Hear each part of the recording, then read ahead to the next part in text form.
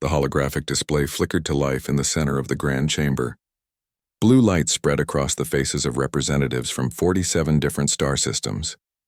Commander Jack Morrison stood in the defendant's circle. His hands were clasped behind his back. His face showed no emotion. Next to him, Dr. Helen Carter held her tablet. Her fingers shook a little, even though she tried to look calm. The Galactic Council had gathered for an emergency meeting. The meeting took place aboard a huge orbital station called the Crucible. This station had seen 1,000 years of space diplomacy. Today, it would see something different. Speaker Vorath was tall and looked like a giant insect. He came from the Krill Dominion. He raised 3 of his forearms to make the delegates quiet. His eyes glittered as he looked at the 2 humans standing before everyone. The council has reached its decision, Vorath announced. His words came through a translator that made his clicks and chirps sound flat and emotionless. Humanity's request for full membership in the Galactic Council is denied. Earth and all human colonies must stay inside your home system. Any ship that tries to cross the boundary will be destroyed. There will be no warning. A wave of approval spread through the chamber. The Zentari delegation made clicking sounds among themselves. The Luminae, who looked like living crystals, pulsed with happy colors. Even the Carusians, who were usually diplomatic, nodded their scaled heads in agreement. Jack felt Helen become stiff next to him. But he stayed perfectly still. He had expected this. They both had. But hearing it spoken out loud, with such finality and casual cruelty, made something cold and sharp grow in his chest. "May we ask why this decision was made?" Helen said. Her voice cut through the happy murmurs. "We have met every requirement. We have shared our technology. We have opened our borders for inspection." Vorath's mandibles clicked. It might have been amusement. "Your species is too aggressive, Dr. Carter. Too unpredictable. You have only 3 centuries of space travel, yet you have already built colonies on 17 worlds. You expand too quickly. You consume too greedily. You are a virus that must be contained." "We are explorers," Jack said quietly. "We are builders. We came to the stars in peace." "Peace?" A new voice echoed through the chamber. Ambassador Tilnex of the Hadron Collective rose from his seat. His body looked like gel and it quivered with anger. "Your kind wages war upon itself even now. Your homeworld is divided into competing nations. Each nation has weapons that can make your planet unlivable.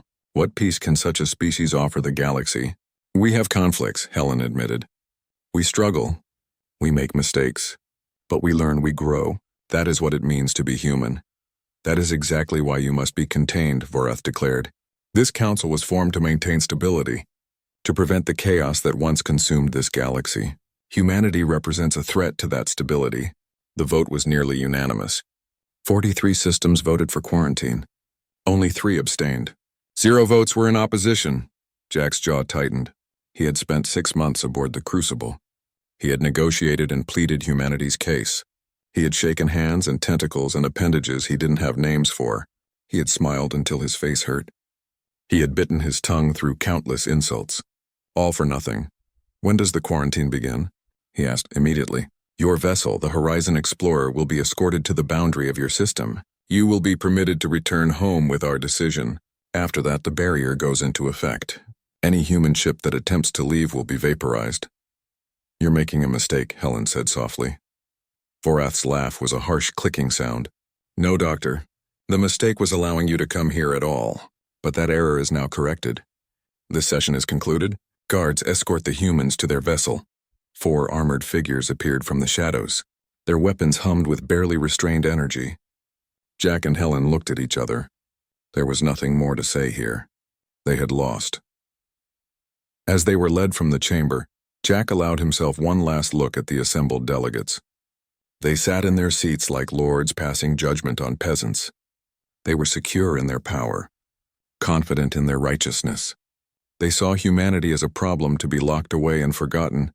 They had no idea what they had just unleashed. The walk to the docking bay was silent. The guards kept their distance as if the humans might suddenly become violent. Helen's tablet chimed softly, but she ignored it.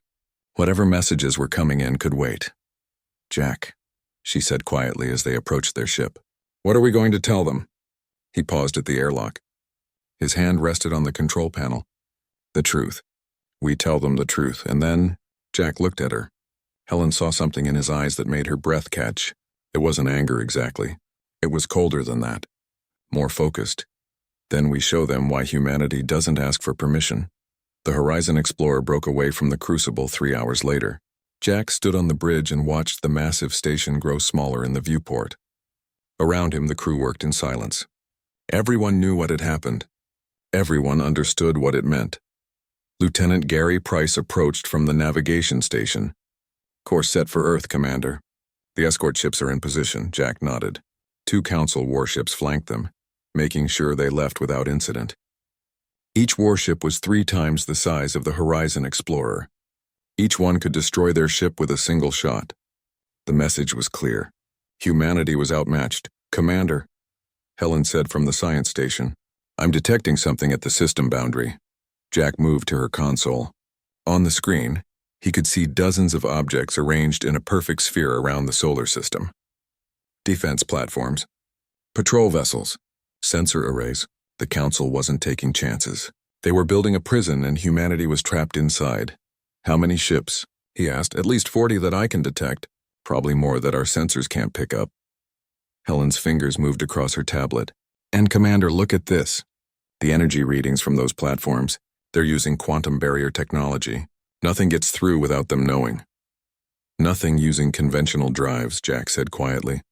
Helen looked up at him. "What are you thinking?" "I'm thinking the Council just made the biggest mistake in their 1,000-year history." Jack turned away from the console and walked to the viewport. Beyond the glass, stars stretched in every direction, a galaxy full of wonders now forbidden to humanity.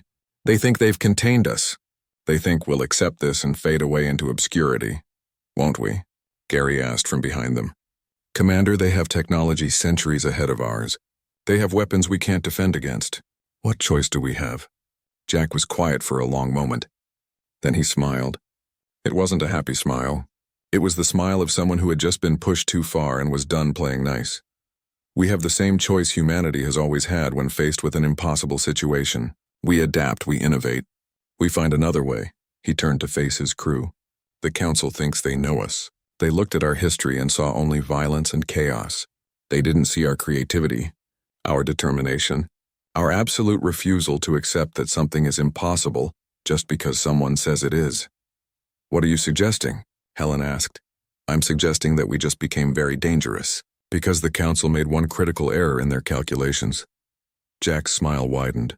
"They assumed that because they could build a barrier, we couldn't find a way through it. They forgot that humans are at their most innovative when someone tells us we can't do something." The Horizon Explorer crossed the boundary line 6 hours later. Behind them, the Council's barrier activated. A faint shimmer of energy marked the edge of humanity's cage. The escort ships turned back, their job done. Humanity was locked in. But as Jack stood on the bridge and stared at that barrier, he wasn't thinking about what they had lost. He was thinking about what they were going to build. About the ships that would slip through that barrier like ghosts. About the allies they would find among the species the Council had rejected. About the technology they would develop that would make the Council's millennium-old systems look primitive. The Council had voted against Earth. They thought they were preventing a problem. Instead, they had just guaranteed that when humanity finally broke free, they would do so with a vengeance that would shake the foundations of galactic power. "Set course for Earth," Jack ordered. "And someone get me General Kane on the comm. We have work to do." 19 months after the Council's decision, the Wraith One slipped through the quarantine barrier like a whisper through silence. Captain Danny Cooper sat in the command chair. He watched the sensor displays with barely controlled tension. Around him, his crew of 18 worked in near-total quiet. Every person knew that the slightest mistake could end their mission before it truly began. "Barrier passage in 10 seconds. Lieutenant Lisa Manning called from the navigation station. "All stealth systems at maximum. Quantum drive operating within acceptable parameters." Danny nodded. His eyes were fixed on the tactical display. On the screen, he could see the Council's patrol vessels. They were massive dreadnoughts. Each one could vaporize the Wraith with a single shot. They were so close he could count the weapon ports on their hulls, and yet they gave no indication they had detected anything unusual. 5 seconds. 3, 2, 1. Barrier crossed. For a heartbeat, nothing happened. Then Lisa let out a breath she'd been holding. We're through, Captain. No alarms, no pursuit, they didn't see us. A quiet cheer went up from the crew. It was quickly stifled. They weren't safe yet, not by a long shot. But they had done it. They had proven Jack Morrison's theory correct. The Wraith-class ships worked. Set course for the Andromeda sector, Danny ordered. Keep us in stealth mode. We're ghosts now, people. Let's act like it. The Wraith-1 had launched from a hidden shipyard in the Oort cloud. It was one of 5 such vessels built in absolute secrecy over the past year and a half. Each ship had a specific mission. Each crew was handpicked for their skills and their willingness to undertake what many considered a suicide mission. Danny's mission was exploration and intelligence gathering. His orders were simple: map Council space, identify potential allies, and above all, don't get caught. 3 weeks into their journey, they encountered their first opportunity. "Captain, I'm picking up a distress signal," called out Ensign Kevin Ross from communications. "It's faint, but it's definitely there. Looks like a civilian freighter." Danny considered his options. Their orders were to avoid contact, to observe and report. But those same orders also emphasized the importance of building goodwill with non-council species, and abandoning people in distress went against everything he believed in. Classification of the vessel? Kevin worked his console. "According to the signature, it's Valaxi. They're not part of the council, Captain. They applied for membership about 50 years ago and were rejected. The council considers them too primitive for full membership. That decided it. Alter course to intercept, but keep us cloaked until we assess the situation. Let's see what we're walking into." The freighter was a battered vessel called the Nomadic Spirit. It was in bad shape. Its engines were dead. Life support was failing. According to their scans, there were 73 life signs aboard. All were growing weaker by the hour. "Any sign of what disabled them?" Danny asked. "Negative, sir. No weapon signatures, no signs of combat. Looks like a catastrophic system failure, possibly in their main reactor. Can we help them?" Lieutenant Brandon Hayes from engineering studied the scans. "Maybe. If we decloak and dock with them, we could probably jury-rig their life support. Get their engines running again. But Captain, the moment we decloak, any council patrol in the area will detect us." Danny made the decision in seconds. "Do it. We didn't come out here to hide while people die. Decloak the ship and prepare to dock. And somebody get our translator online. We're about to make first contact." The Valaxi were a reptilian species. They were smaller than humans, but with quick, intelligent eyes. Their captain, a female named Sherrick, initially refused to believe that the humans had slipped through the council's quarantine. "Impossible," she insisted. This was even as Danny's engineering team worked to repair her ship's systems. "The barrier is impenetrable. Everyone knows this." "Everyone was wrong," Danny said simply. "The council underestimated what humans can do when we're motivated." Sherrick studied him carefully. "You risk much by helping us. If the council learns of this, they will destroy you. Let them try. We've spent our entire existence being underestimated. We're used to it." Over the next several hours, the Wraith's crew brought the Nomadic Spirit back from the brink of disaster. During this time, Danny learned much about the galaxy beyond Earth's prison. He learned that the council was not as beloved as they claimed. Many species resented their authority. They resented their rigid hierarchies. They resented their refusal to accept any civilization that didn't meet their impossibly high standards. The Valaxi had been denied membership because they still engaged in territorial disputes with neighboring star systems. It didn't matter that they hadn't actually fought a war in 3 generations. It didn't matter that their conflicts were resolved through negotiation and compromise. To the council, the mere potential for violence was disqualifying. "There are others like us," Sherrick told him. "Species that the council has rejected or marginalized. We trade with each other. We help each other. But we can never be truly prosperous, never truly safe, because the council controls access to the most advanced technology, the most lucrative trade routes, the most valuable resources." "What if that changed?" Danny asked. Sherrick's eyes narrowed. "What do you mean?" "What if there was an alternative? What if rejected species could band together, share technology, build their own networks independent of the council? You speak of rebellion. I speak of freedom. The Council has held power for too long. They've grown too comfortable. They need to be reminded that they serve the galaxy, not rule it. When the nomadic spirit was ready to continue its journey, Sherrick clasped Danny's hand in the traditional human gesture she had learned. You have given us more than repairs, Captain Cooper. You have given us hope. If you truly mean to challenge the Council, the Valaxi will remember this day. We will remember that when we needed help, it was humans who came, not the mighty Council with all their power and arrogance. Just spread the word, Danny said. Tell other species what you saw here today. Tell them that humanity cannot be caged. Tell them that there's an alternative to the Council's way. As the Wraith One slipped back into stealth mode and continued its journey, Danny composed his first report to Earth. Jack Morrison had been right. The galaxy was full of potential allies, species who had been rejected or ignored by the Council. Humanity wouldn't have to face the galactic powers alone. Over the following months, the Wraith One made contact with 7 different species. All of them existed on the margins of Council space. Some were cautious, others were enthusiastic. But all of them were interested in what humanity had to offer, an alternative to the Council's control. Meanwhile, the other Wraith ships were pursuing their own missions. Wraith 2 was establishing hidden outposts in unclaimed systems. Wraith 3 was gathering intelligence on Council military capabilities. Wraith 4 was making diplomatic contacts with frontier civilizations. And Wraith 5, the wild card, was following up on leads and opportunities as they arose. The Council remained ignorant of humanity's activities. Their sensors saw nothing. Their patrols detected nothing. As far as they knew, the quarantine was holding perfectly. Humanity was safely locked away in its home system. They had no idea that ghosts were dancing through their territory, building networks, forming alliances, laying the groundwork for something that would shake the foundations of galactic power. Danny sat in his command chair and reviewed the latest intelligence reports. In just 6 months, they had made contact with 9 species. All of them were interested in humanity's proposal, an independent network.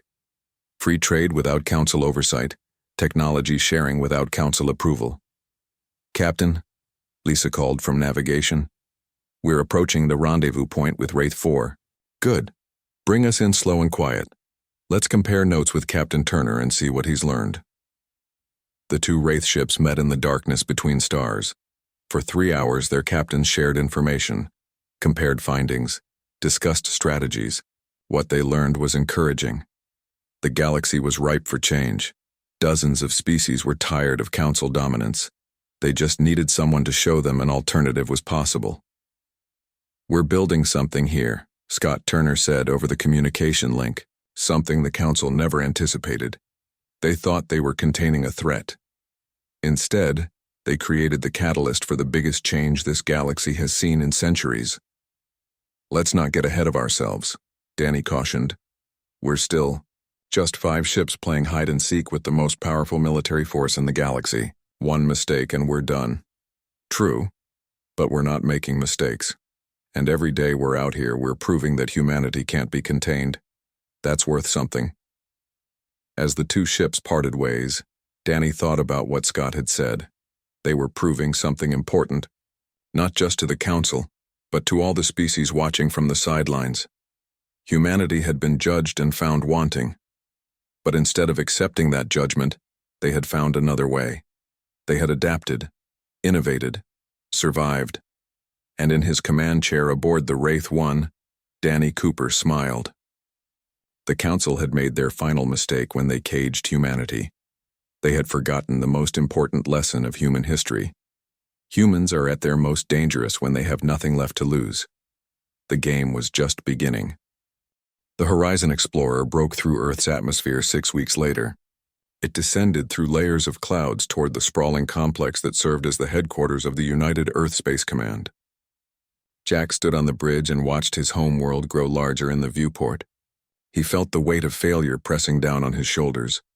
But beneath the failure, beneath the disappointment, something else had grown during the long voyage home. A plan, an idea, a solution that would have been unthinkable just months ago. General Marcus Kane was waiting for them in the briefing room. Admiral Patricia Lopez was there too. along with a dozen other high-ranking military and civilian officials. The room fell silent as Jack and Helen entered. Everyone wanted to know the same thing. "What happened?" "They rejected us," Jack said simply. He took his seat at the head of the long table. 43-0 with 3 abstentions. The quarantine is already in effect. Any ship that attempts to leave the solar system will be destroyed. The silence deepened. Finally, Admiral Lopez spoke. "On what grounds?" "They consider us too aggressive, too unpredictable, too dangerous to be allowed into the larger galactic community." Helen pulled up the official decision on the central display. "They've designated us a Level 5 containment priority. In their system, that puts us on the same level as viral outbreaks and rogue artificial intelligences." "That's insane," muttered Director Frank Sullivan from the Colonial Administration. "We've done everything they asked. We've shared technology. We've opened our borders. We've submitted to their inspections." "It was never about what we did," Jack said. "It was about what we are. They look at human history and our conflicts. They see only chaos. They don't understand that our struggles are what made us strong, that our diversity is what makes us creative. To them, we're a virus that needs to be quarantined." General Kane leaned forward. His weathered face was serious. "How strong is this quarantine?" "Very strong," Helen said. "They've established a perimeter at the edge of the Kuiper Belt. Automated defense platforms. Patrol vessels, everything. Our long-range sensors detected at least 40 ships maintaining the blockade. And that's just what we could see. Can we fight our way through?" "No," Jack said flatly. "Even if we mobilized every ship in the fleet, we'd be overwhelmed in minutes. Their technology is centuries ahead of ours. They have weapons we can't defend against, shields we can't penetrate. In a direct confrontation, we lose. Badly." The room fell silent again. Jack let them absorb the reality of their situation. Humanity had reached for the stars. They had built colonies across 17 worlds. They had dreamed of taking their place among the great civilizations of the galaxy, and now they were being told to crawl back into their cage and stay there. "So what do we do?" Admiral Lopez asked. "Accept it. Give up everything we've worked for." Jack smiled. There was something in that smile that made several people in the room lean back slightly. "No. We do what humanity has always done when faced with an impossible situation. We find another way." He stood and walked to the display. He pulled up a star map. "The Council thinks they've contained us. They think their barrier is perfect. They're wrong. While we were aboard the Crucible, Helen and I had access to their databases. We learned things. We saw things they probably didn't mean to show us." Helen took over. Her fingers danced across her tablet. "The Council's technology is impressive, yes. But it's old, stagnant. They haven't had a major innovation in 300 years. They've been sitting at the top of the galactic food chain for so long that they've forgotten how to adapt, how to innovate under pressure. But we haven't," Jack continued. "We're 3 centuries old as a spacefaring species. In that time we've gone from chemical rockets to quantum drives. We've solved problems they never had to face. They received their technology from the civilizations that came before them. We built ours from scratch. What are you proposing?" General Kane asked. Jack's smile widened. "I'm proposing we do what humans do best. We improvise. We innovate. We find the cracks in their perfect system. Then we exploit them until the whole thing comes crashing down." He brought up a new image. It was a schematic of something that looked like a ship but wasn't quite right. "This is Project Wraith. Helen and I have been working on the design for the past 6 weeks. It's a new type of vessel, based on principles the Council never explored because they never needed to. Stealth technology taken to its absolute limit. A ship that can slip through their barrier without being detected." "That's impossible," Director Sullivan protested. "Their sensors can detect a grain of sand at 1,000,000 kilometers." "Their sensors are looking for the wrong things," Helen countered. "They're designed to detect ships using conventional drives, ships emitting conventional energy signatures. But what if we don't use conventional technology? What if we build something so fundamentally different that their sensors simply don't recognize it as a threat?" She pulled up a detailed technical readout. "We use quantum tunneling for propulsion. It produces almost no detectable emissions. We coat the hull in a metamaterial that absorbs sensor waves rather than reflecting them. We run the entire ship on cold fusion reactors. They produce a fraction of the heat signature of standard power plants.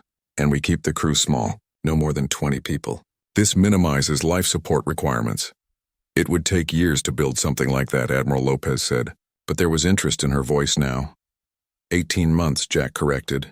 If we dedicate the resources. If we make it a priority. General Kane studied the schematic. His eyes were narrowed in thought. And then what? Even if we can slip through the barrier, what do we do on the other side? We can't fight the entire galaxy. We don't fight them, Jack said. We embarrass them. We show the entire galaxy that humanity cannot be contained. We establish colonies beyond their barrier. We make contact with other species they've marginalized or rejected. We build alliances. And most importantly, we prove that their precious council isn't as all-powerful as they claim. You're talking about starting a Cold War, Kane said. I'm talking about surviving. Jack shot back. They've already declared war on us, General. They just didn't use those words. They've cut us off from the galaxy, isolated us, marked us as a threat to be eliminated if we step out of line. We can either accept that and wither away in our little corner of space, or we can fight back, not with weapons, not yet, but with the one thing they can't match. Human ingenuity. The room was silent for a long moment. Then Admiral Lopez spoke. How many ships? 5 to start, Helen said. 5 Wraith-class vessels, each with a different mission. Exploration, diplomacy, intelligence gathering, colony establishment, and 1 wildcard, a ship that goes wherever it's needed most. 5 ships against a galaxy, Director Sullivan muttered. It's suicide. No, Jack said quietly. It's hope. It's a chance. It's humanity refusing to go quietly into the night. He looked around the room. He met each person's eyes in turn. The Council made a mistake today. They thought they were locking away a threat. What they actually did was give humanity a common enemy, a unified purpose. For the first time in our history, every nation, every colony, every human being in the solar system is on the same side. We're going to use that. We're going to build something they've never seen before. And when we're ready, we're going to show them exactly why you don't cage a species that learned to thrive in every environment on Earth. A species that split the atom and touched the stars in less than a century. He placed his hands flat on the table. The Council thinks they've won. They think humanity is contained. Let them think that. Let them relax. Let them forget about us. And while they're congratulating themselves on neutralizing the human threat, we'll be out there, in the dark, doing what we do best. Surviving, adapting, and preparing for the day when we make them regret ever underestimating us. General Kane was quiet for a long time. Then he stood. One by one, the others stood with him. How soon can you have the first prototype ready for testing? Jack allowed himself a genuine smile. Give us 6 months, General. 6 months, and we'll show you a ghost ship that can dance through their sensors like smoke through a fence. Then you have your authorization, Commander. Build your wraiths. Show the galaxy that humanity doesn't stay down. Kane's expression hardened. And Jack? Make sure they remember it was their choice to make us into enemies. Jack nodded. As the meeting broke up and people filed out to begin their work, Helen moved to stand beside him. They looked at the schematic of the Wraith-class ship on the display. Do you really think we can do this? She asked quietly. We have to, Jack replied, because the alternative is unacceptable. The Council looked at humanity and saw a threat. Fine. Let's show them what happens when you make humans into your enemy. Let's show them that the biggest mistake they ever made was assuming we'd accept their judgment without question. Helen smiled. When do we start? Now, Jack said. Right now. We have 18 months to build 5 ships that can slip through a barrier designed to contain us. 18 months to prove that human creativity and determination are worth more than 1,000 years of stagnant technology. 18 months to show the galaxy that humanity's story isn't over. It's just beginning. 2 years after the quarantine began, Helen Carter stood in a conference room aboard the orbital station Unity. Humanity had built this station in secret beyond Neptune's orbit. Before her, holographic representatives from 19 different species filled the space. Some were curious. Some were skeptical.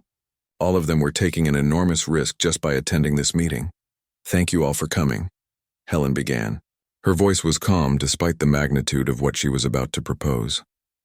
I know many of you have doubts about this gathering. You're wondering if it's worth the risk. If humans can truly deliver on their promises, if this isn't just another species reaching beyond its grasp. She paused, letting her words sink in. I'm here to tell you that humanity doesn't make promises we can't keep. Over the past 2 years, our ships have traveled through Council space undetected. We've made contact with dozens of civilizations that the Council has rejected or marginalized. We've shared technology. We've offered assistance. We've built relationships based on mutual respect, not hierarchical authority. A Valaxi representative spoke up. It wasn't Sherrick, but one of her government officials. The Council has resources you cannot match, Dr. Carter. They have weapons that can shatter planets. Fleets that number in the thousands. What can humanity offer that would make defying them worthwhile? Helen smiled. We offer something the Council has forgotten. Innovation, adaptability, the willingness to challenge the status quo. She brought up a display showing a schematic. This is a quantum communication relay. It's based on principles that the Council never developed because they never needed to. It allows for instantaneous communication across any distance, completely undetectable by their monitoring systems. We're offering to establish a network connecting all of you, free of Council oversight or control. Murmurs spread through the assembled representatives. A Draxian, a species of energy beings who had been denied Council membership for their non-corporeal nature, pulsed with interest. You would give this to us freely? In exchange for cooperation and mutual defense, Helen confirmed. We're not asking you to go to war with the Council. We're asking you to stand together as independent civilizations. Civilizations who refuse to be dictated to by an organization that claims authority it never earned. Over the next 3 hours, Helen laid out humanity's vision, a network of independent species, sharing technology and resources, building their own infrastructure outside of Council control. It wouldn't be easy. The Council would eventually notice. But by then, the network would be too large to be easily dismantled, too distributed, too valuable to its members. They'll call us rebels, said a Therian representative. His feline features were creased with concern. They'll use military force to break us apart. Let them try, Helen said. The Council's strength is in their technology and their unity. But their technology is stagnant. Their unity is built on fear and coercion. Our strength is in our diversity, our willingness to innovate, our refusal to accept that the current order is the only possible order. She looked around at the assembled representatives. Every species here has been told you're not good enough, not advanced enough, not peaceful enough to join the galactic community. But who gave the Council the right to make that determination? They're not gods. They're just the civilizations that happened to achieve space travel first, and they decided that gave them the authority to dictate terms to everyone who came after. A heavy silence filled the room. Then slowly the Valaxi representative stood. The Valaxi Confederation will join your network. We have waited 50 years for the Council to acknowledge us as equals. We're done waiting. One by one, other representatives rose. Their tentacles, their energy fields, their various forms of ascent all signaled the same thing. Agreement. By the end of the meeting, 17 of the 19 species had committed to joining what would become known as the Free Trade Coalition. While Helen was building diplomatic bridges, Jack Morrison was overseeing the construction of something far more ambitious. In a hidden facility carved into an asteroid in an unclaimed system, humanity's best engineers were working on Project Beacon. Commander Lauren Phillips was the lead engineer. She met Jack in the observation deck overlooking the construction bay. Below them, a structure was taking shape that looked like nothing else in the galaxy, a massive ring nearly 2 kilometers in diameter. It was studded with quantum processors and power generators. How close are we? Jack asked. 3 months to completion, Lauren replied. Another 2 months for testing. If it works the way we've calculated, it'll be the most significant technological achievement since the quantum drive. And if it doesn't work? Lauren smiled grimly. Then we'll have built a very expensive piece of modern art. But it'll work, Jack. The math is solid. We've run 1,000 simulations. The question isn't whether we can build a functional quantum gate. The question is whether we're ready for the consequences when we do. Jack understood her concern. A stable, permanent quantum gate would allow instantaneous travel between any 2 points in space. It would make the Council's carefully controlled trade routes obsolete. It would allow humanity and its allies to move ships, resources, and people across the galaxy, all without ever being detected by Council sensors. It would change everything. The Council had 1,000 years to develop this technology, Jack said. They never did because they never needed to. They controlled all the major trade routes. They had no competition. But we don't have that luxury. We need every advantage we can get. We're going to scare a lot of people with this, Lauren warned. Not just the Council. Some of our allies are going to worry that humanity is moving too fast, gaining too much power. Then we'll share the technology with them too, Jack decided. We're not trying to replace the Council's tyranny with our own. We're trying to create a galaxy where no single power can dictate terms to everyone else. Lauren looked at him carefully. You really believe we can do this? Take on a power structure that stood for a millennium? I believe we have to try. Because the alternative is accepting that humanity will forever be locked in our corner of space, forever treated as a threat to be contained rather than a civilization with something valuable to contribute. Jack's expression hardened. The Council made their choice when they voted to quarantine us. Now we're making ours. 3 months later, as predicted, the quantum gate was ready. The first test was conducted with a small probe. It was sent from the construction facility to a predetermined point 300 light-years away. The probe emerged exactly where it was supposed to. Its instruments confirmed that the journey had been instantaneous. It had left no detectable signature. The second test involved sending the Wraith 4 through the gate. Captain Scott Turner and his crew made the jump. They confirmed their position. They returned through the gate without incident. The technology worked. Within 6 months, humanity and its allies had established a network of 12 quantum gates. They were scattered across the outer regions of the galaxy. Each gate was hidden, protected, connected to the others through the quantum communication relays Helen had promised. The Free Trade Coalition now had its own infrastructure. Completely independent of Council control, the Council remained oblivious. Their patrols continued their routes. Their sensors searched for conventional ships using conventional drives. They had no idea that beneath their notice an entire network of commerce and cooperation was flourishing. But that would soon change. Because humanity's next move would be impossible to hide. Back on Earth, Admiral Patricia Lopez reviewed the latest reports from the Wraith fleet. She felt a mixture of pride and apprehension. In just 2 years, humanity had accomplished the impossible. They had broken the quarantine. They had established diplomatic relations with multiple species. They had built revolutionary technology. They had created the foundation for a true alternative to the Council's authority, but all of that had been done in secret. The time was coming when secrecy would no longer be possible, when humanity would have to step into the light, when they would have to openly challenge the galactic order. Are we ready for this? She asked Jack, who had returned to Earth for strategic planning. No, Jack admitted, but we're as ready as we're ever going to be. The network is established. Our allies are committed. The technology is proven. Now we need to show the Council that the days of their unchallenged authority are over. They'll fight. Of course they will. But they'll be fighting against an idea. And ideas are much harder to kill than ships or stations. We've shown the galaxy that the Council's way isn't the only way. That technology can be shared, not hoarded. That civilizations can cooperate without a central authority dictating terms.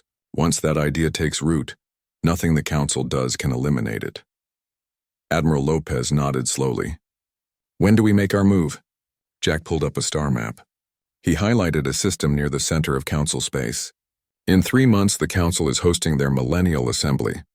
Every member species will send representatives. It's the most significant gathering of the decade. He smiled. I think that would be an excellent time for humanity to remind them that we're still here. And we're not going anywhere. The Millennial Assembly was held aboard the Crucible. This was the same station where humanity's petition had been rejected 2 years earlier. Speaker Vorath stood before the gathered delegates. His mandibles clicked with satisfaction as he surveyed the assembly.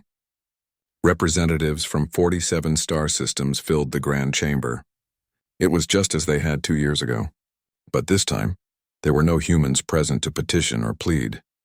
This assembly marks 1,000 years of stability under the Council's guidance, Vorath proclaimed. 1,000 years of peace, prosperity, and progress. We have successfully maintained order across the galaxy. We have prevented countless conflicts. We have guided lesser species toward civilization. The delegates murmured their approval. Everything was as it should be. The galaxy was orderly, predictable, safe. Then the lights went out. For 3 seconds, the Crucible was plunged into absolute darkness. Then the emergency systems engaged. The lights flickered back to life, but something was different. The holographic display in the center of the chamber had changed. Instead of showing the Council's seal, it now displayed a simple message. Greetings from humanity. We've been watching. Chaos erupted in the chamber. Vorath's voice cut through the noise. Security! How did they breach our systems? But even as he spoke, the display changed again. Now it showed live footage from inside the chamber itself. The footage was taken from a vantage point that should have been impossible to access. The camera slowly panned across the assembled delegates. It was as if examining each one in turn. Then a voice echoed through the chamber. It was calm and measured. Jack Morrison's voice. 2 years ago, I stood in this chamber and asked for humanity's admission to the Galactic Council. You refused. You declared us too dangerous, too aggressive, too unpredictable to be trusted. You imposed a quarantine. You thought you could contain us in our home system indefinitely. The display shifted to show footage of the Wraith One slipping through the quarantine barrier, then images of human ships traveling through Council space, making contact with other species, establishing outposts and gates. You were wrong. You cannot contain humanity. You cannot lock us away and pretend we don't exist. Because we are here, in your space, operating right under your sensors, building a future you never anticipated. Vorath's mandibles clicked furiously. This is an act of war. Guards, trace that signal and shut it down. You're not going to find us, Speaker Vorath, Jack's voice continued. Just like you haven't found any of our ships over the past 2 years. Just like you haven't detected our quantum gates or our communication network. Your technology is impressive, but it's old, stagnant. You've been sitting at the top for so long that you've forgotten how to adapt. The display changed again, this time showing the 17 species of the Free Trade Coalition. We're not alone out here. Dozens of civilizations that you've rejected or ignored have joined together. They're building something new, a network of independent species, cooperating freely, sharing technology and resources without a central authority dictating terms. We call it the Free Trade Coalition, and it's growing every day. Lies. Vorath shouted. Those species would never dare defy the Council. Ask them yourself, Jack suggested. Go ahead. Contact the Valaxi, the Draxians, the Therians. Ask them if they've been using our quantum communication relays. Ask them if they've been trading goods through our gates. Ask them if they're willing to continue submitting to Council authority now that they have an alternative. A heavy silence fell over the chamber. Several delegates were already frantically working their communication devices. They were reaching out to their governments. The responses they received made their expressions darken. The Council was formed to maintain stability, Jack continued. But stability without freedom is just another word for stagnation.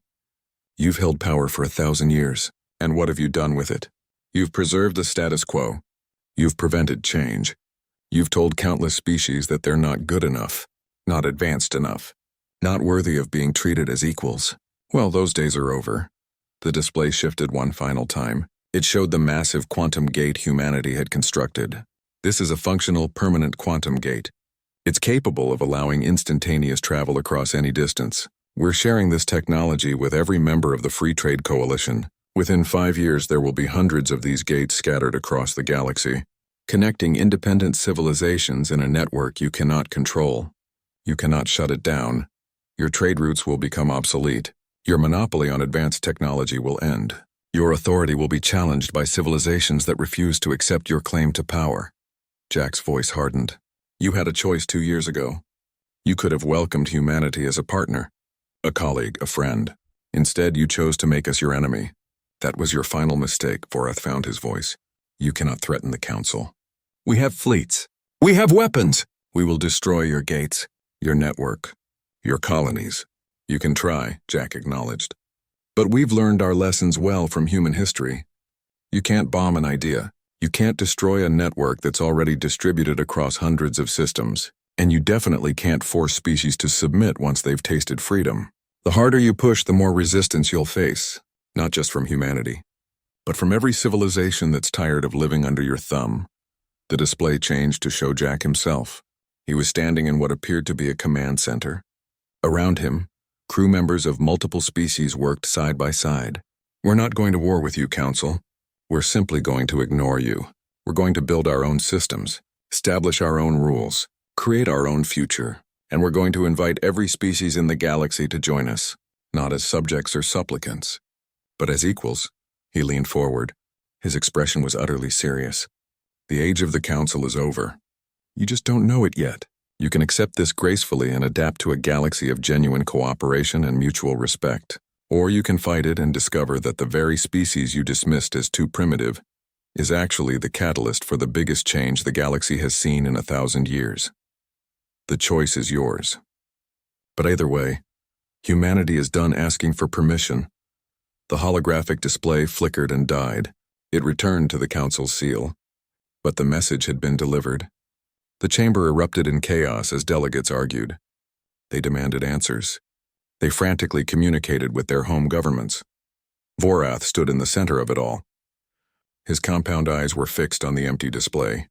For 1,000 years, the Council had maintained order. For 1,000 years, they had been the unquestioned authority. And now, a species barely 3 centuries old had challenged everything they had built. The worst part was that Vorath realized with growing dread that they might actually succeed. On Earth, Jack Morrison watched the chaos in the Council chamber through their tapped surveillance feeds. Beside him, Helen Carter was monitoring the responses from Free Trade Coalition members.